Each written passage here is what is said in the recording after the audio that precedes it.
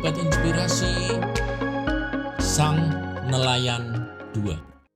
Saat ini kita masih membahas tentang Rasul Petrus. Seperti yang telah kita ketahui bahwa Petrus pernah menyangkal Tuhannya, yaitu Yesus, sebanyak 3 kali dalam waktu semalam. Kejadian itu terjadi saat Yesus sudah ditangkap oleh tentara Romawi. Bapak, Ibu, Saudara yang terkasih, ada sebuah kejadian yang sangat menarik dari kisah Petrus ini yang terdapat dalam Yohanes pasal yang ke-21.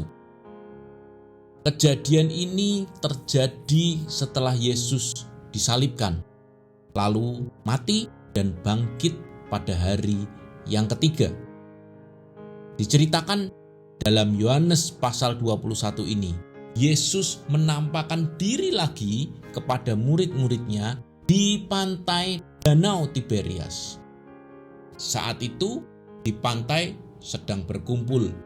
Ada Simon Petrus, ada Thomas, ada Nathanael, dan beberapa murid Tuhan yang lain. Pada saat itu, Petrus berkata kepada teman-temannya, "Aku pergi menangkap ikan." Lalu teman-temannya menjawab kepadanya, "Kami pergi juga dengan engkau." Lalu mereka semua naik ke perahu dan malam itu juga mereka tidak dapat menangkap apapun.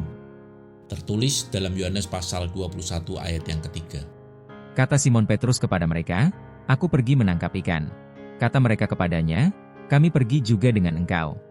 Mereka berangkat lalu naik ke perahu, tetapi malam itu mereka tidak menangkap apa-apa. Bapak, Ibu, semua yang dikasihi oleh Tuhan, bisa dibayangkan Petrus mulai pekerjaannya yang sudah 3 tahun yang lalu ia tinggalkan, yaitu sebagai nelayan. Saat dipanggil oleh Yesus, disuruh untuk menjadi penjala manusia. Hal ini tercantum di Markus pasal yang pertama ayat ke-16 sampai ke-18. Ketika Yesus sedang berjalan menyusur Danau Galilea, ia melihat Simon dan Andreas, saudara Simon.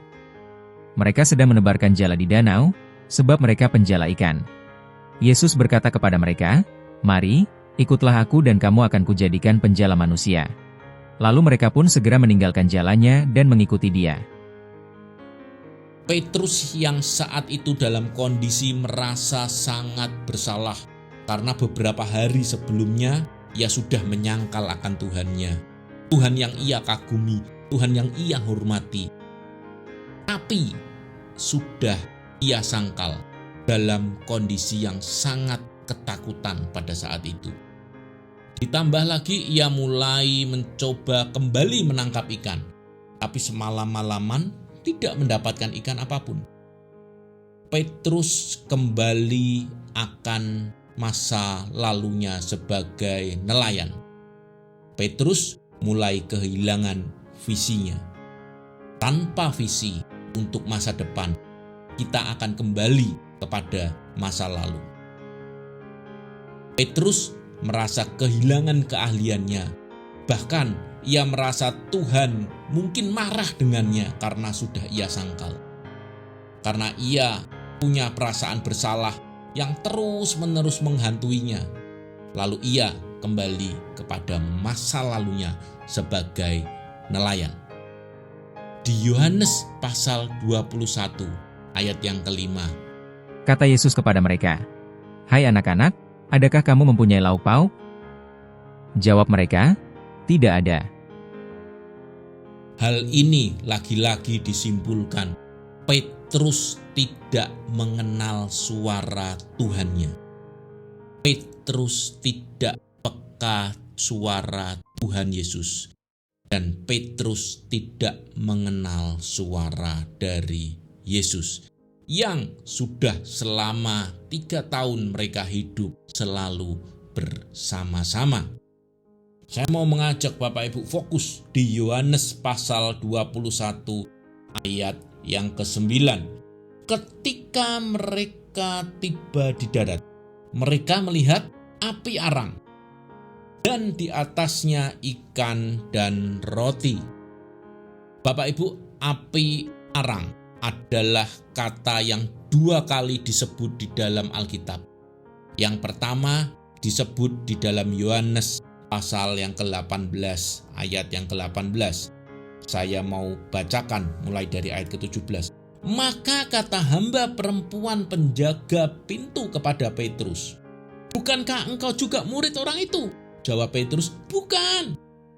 Ayat ke-18. Sementara itu hamba-hamba dan penjaga-penjaga bait Allah telah memasang api arang, sebab hawa dingin waktu itu, dan mereka berdiri berdiam di situ.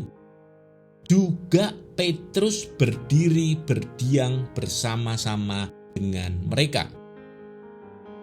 Disitulah terakhir kali tercatat Petrus melihat api arang. Disitulah Petrus mengkhianati dan menyangkal pribadi yang paling ia kasihi. Di depan api arang itu, Petrus mengingkari janjinya untuk setia sampai mati kepada Yesus. Di depan api arang itu, Petrus menemui bahwa dirinya adalah seorang pengecut. Bisa jadi dia kecewa terhadap dirinya sendiri, gagal dan kehilangan pengharapan. Sama seperti orang yang mati, tidak punya masa depan. Itulah yang menyebabkan ia menjadi seorang nelayan lagi. Bapak Ibu bisa bayangkan, di depan api arang itu Petrus mengkhianati Tuhannya. Di depan api arang itu Petrus menyangkal Tuhannya. Api arang membuat trauma tragis untuk seorang yang bernama Petrus. Di api arang yang pertama, Petrus menyangkal Yesus sebanyak 3 kali. Dan di api arang yang kedua, Yesus memulihkan Petrus dengan 3 kali pertanyaan tentang kasih. Petrus, apakah engkau mengasihi aku?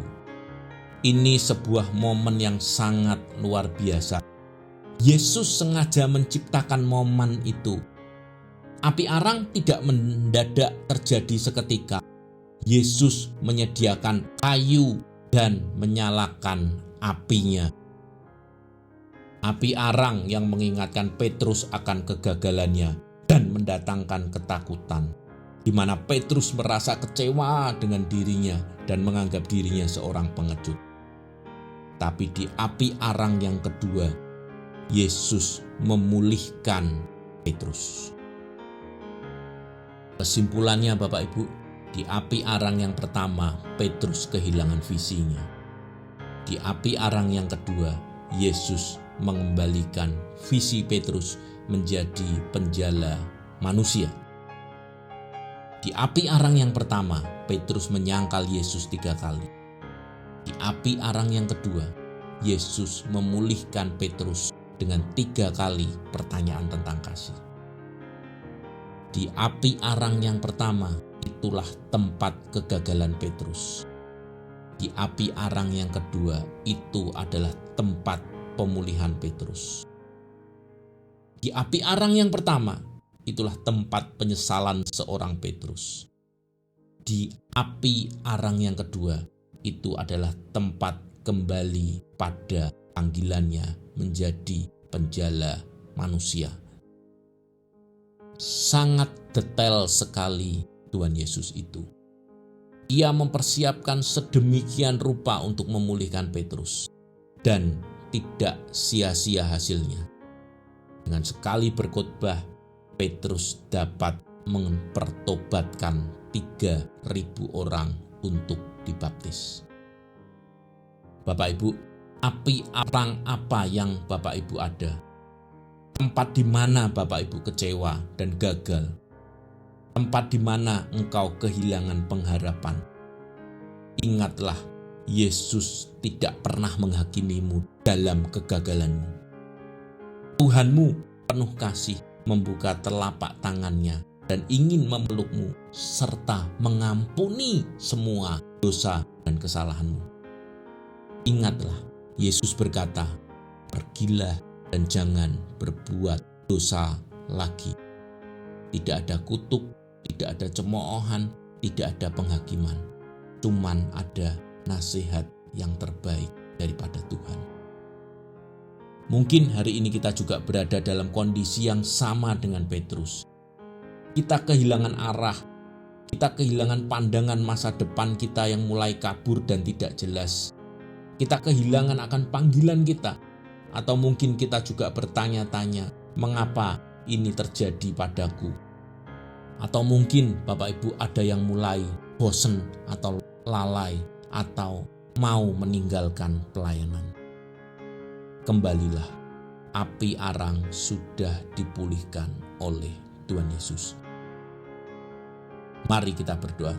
Tuhan Yesus yang baik, Engkau mengingatkan kami betapa Engkau detail, betapa Engkau rapi ya Tuhan. Rencanamu besar buat setiap kami. Ampuni kesalahan kami, ampuni kegagalan kami ya Tuhan. Hari ini kami mau berjalan di dalam terang, anugerah, dan kasih sayang yang daripada Tuhan Yesus sendiri. Terima kasih Bapa, di dalam nama Tuhan Yesus. Haleluya, amin. Tetap semangat, Tuhan Yesus beserta kita.